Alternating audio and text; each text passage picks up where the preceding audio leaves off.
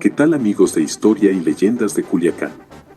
Bienvenidos a un video más, aquí, en su canal preferido, en el que hoy, en nuestra sección de Conociendo a nuestra gente, les presentamos la historia de Don Francisco Rousset de Jesús Rosas y Cardoso, cuarto obispo de Sonora, Sinaloa y California, que está enterrado en catedral. Así que vamos al intro y al video.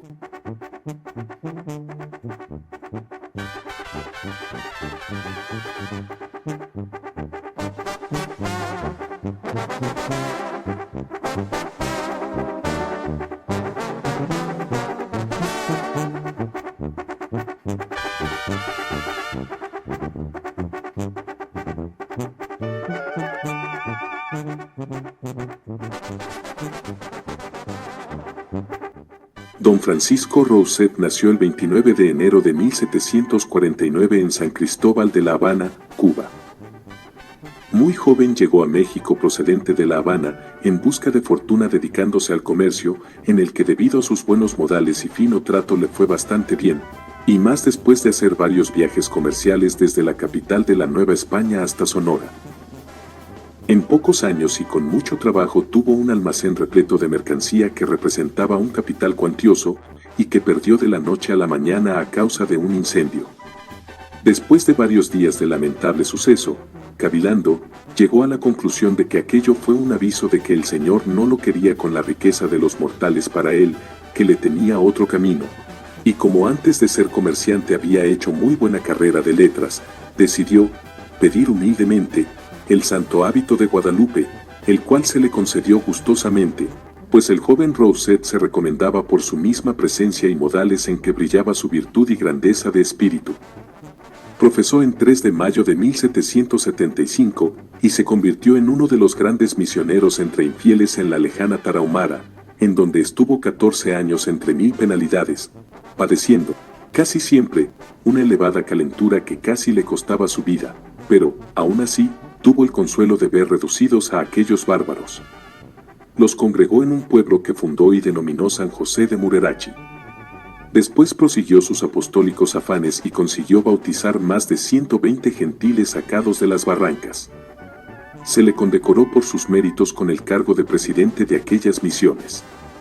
Fue tal su celo por la salvación de las almas, que se dio el caso, y quizá más de una vez, que se hiciera bajar por medio de cordeles a la profundidad de una barranca, para catequizar y bautizar a algunos indios ancianos y enfermos. Fue presentado por el rey de España para la mitra de Sonora, que de buena voluntad le concedió la Santa Sede, en atención a sus grandes virtudes, dotes intelectuales e importantes servicios a la Santa Iglesia.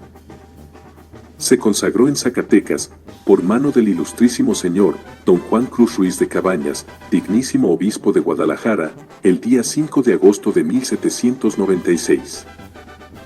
Para el mes de abril del año siguiente, ya estaba en funciones como obispo electo en el Mineral del Rosario, en donde dispuso que los párrocos y misioneros le rindieran un informe sobre el estado en que se encontraban sus respectivas jurisdicciones. El 14 de septiembre arribó a Arizpe, capital entonces de la gobernación y, en diciembre, visitó la parroquia de Álamos titulándose obispo gobernador de esta diócesis. En unos manuscritos hay esta breve frase que en pocas palabras encierra un vasto panegírico que dice: fue obispo ejemplarísimo y muy celoso de los derechos de la Iglesia, por cuya defensa padeció mucho. ¡Qué mayor elogio! ¿Qué mejor narración para conocer la grandeza de este ilustrísimo hijo de Guadalupe? Gobernó su iglesia algunos años y murió con la preciosa muerte de los amigos del Señor el 29 de diciembre de 1814. Salió del Rosario el 15 de mayo de 1778 a verificar su consagración episcopal, dejando previamente nombrado gobernador de la mitra al licenciado Manuel N. Moreno, y logró su propósito en la iglesia parroquial de Zacatecas el 5 de agosto siguiente, por el obispo de Guadalajara, don Juan Ruiz de Cabañas. En su historia del Apostólico Colegio de Nuestra Señora de Guadalupe de Zacatecas, Francisco Sotomayor reseña el acontecimiento. Hasta el año de 1799 tomó el señor Rousset posesión de su diócesis, y a principios de ese año, estaba de regreso en Quilá, en donde erigió, en 1803, la parroquia de Santa María Tequilá, para luego establecer su sede en el Hospicio Episcopal de Culiacán, en donde fijó definitivamente la residencia de los obispos, hasta 1883 en que se separaron Sonora y Sinaloa. Por pastoral de 8 de noviembre de 1804 ordenó a los párrocos que se encargaran de la propagación de la vacuna de la viruela en sus respectivas demarcaciones. Después, recomendó que mantuvieran en quietud a sus feligresías y en 1808 que colectaran donativos para la guerra en contra de las fuerzas napoleónicas que habían invadido España. Pugnó con el subdelegado real de Culiacán, porque prohibió que, en las procesiones, el ayuntamiento precediera al cura párroco por ser contrario al derecho canónico. El subdelegado apeló a la audiencia en Guadalajara y resolvió que el citado funcionario debería de ocupar el lugar siguiente al clero. Franciscano, en toda la extensión de la palabra, siguió siéndolo después de su ascensión al episcopado, pues vivió con la misma austeridad que en el claustro, y siempre mostró gran cariño por la orden, y especialmente por su provincia. Para su consagración episcopal, escogió el Colegio Apostólico de Guadalupe. Al nombrar examinadores sinodales del obispado, designó a varios franciscanos distinguidos, y durante el tiempo de su pontificado, residieron en Culiacán varios frailes menores, algunos por negocios de la orden y otros porque impartían clases en la escuela de la localidad o porque se encargaban de hacer la casa al prelado. Habiendo enfermado y quebrado a la vez la mano izquierda, no podía atender los asuntos de su incumbencia, por cuyas causas nombró gobernador de la Mitra al presbítero José Joaquín Calvo el 1 de agosto de 1810, y se retiró a San Juan de Himala, donde vivió y murió en apostólica pobreza. Se sabe que su aceptación del obispado se debió a que Fray Francisco de Gamarra, que era su padre guardián, se la impuso como una obediencia. Su casa en Culiacán siempre estaba llena de niños a los que enseñaba los rudimentos del alfabeto y de la doctrina cristiana. En las tareas del ministerio, no se diferenciaba de sus sacerdotes, pues se pasaba largas horas en el confesionario, y como si fuera el más humilde de ellos, salía a oír las confesiones de los enfermos a los que siempre ayudaba en alguna forma. Su caridad se derramaba entre las gentes más necesitadas, y de esa misma forma continuó con su apostólica misión en Himala, en un rústico templo hecho de vara y lodo, siempre cubierto con un pobre hábito de sayal humilde y grosero, y sin hacer más gasto en su sustento que el que pudiera hacer en el convento. Sin más palacio que una triste choza. Un hombre constituido en dignidad eclesiástica sin tener muchas veces ni aun para desayunarse.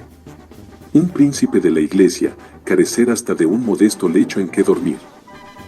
Se dice que cierta noche mientras dormía, una cucaracha le picó o mordió en una oreja, siendo tan grave la infección que le provocó, que lo mantuvo 6 meses postrado en cama con grandes calenturas. Hasta que finalmente, el 29 de diciembre de 1814, falleció. Unos días antes, presagiando su final, dispuso que ya muerto, le extrajeran su corazón para depositarlo en el templo de su apostólico colegio de Nuestra Señora de Guadalupe en Zacatecas.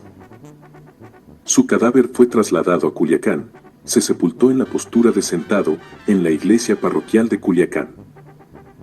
A su muerte, los únicos bienes que se le encontraron fueron el breviario, libros necesarios para el estudio, 2 pieles de cíbola, unas navajas de afeitar y una deuda de 90 pesos.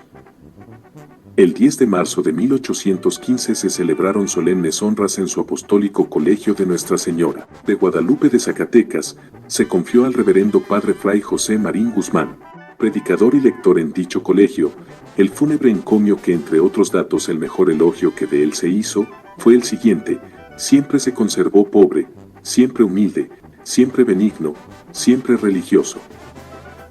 Años después, durante la construcción de la nueva catedral de Culiacán, sus restos, bastante bien conservados aún, se colocaron en el cimiento del altar mayor. Eso es todo por hoy, amigos. Los esperamos en un próximo video.